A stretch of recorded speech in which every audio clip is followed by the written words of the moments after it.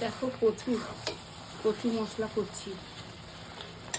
ভালো করে পেঁয়াজ, আদা, রসুন, টমেটো, কাঁচা লঙ্কা আর আদা ধনে দিয়েছি, জিরে দিইনি, আর ফোড়নে দিয়েছি রাঁধুনি। ভালো করে কষিয়ে নিয়েছি, দেখো হয়ে গেছে। আর এবারে ওপর থেকে গ্যাস বন্ধ করে ধনে পাতা দেবো। একদম ঝুড়ি ঝুড়ি করে ধনে পাতা কেটেছি।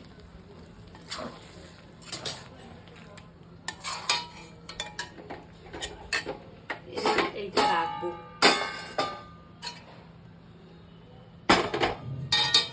ব্যালেন্সে ঠিক মতো না ধরলে কড়াটা সেট করে রাখা যাবে না। তাহলে দেখো নিজের থেকেই এসে যাচ্ছে।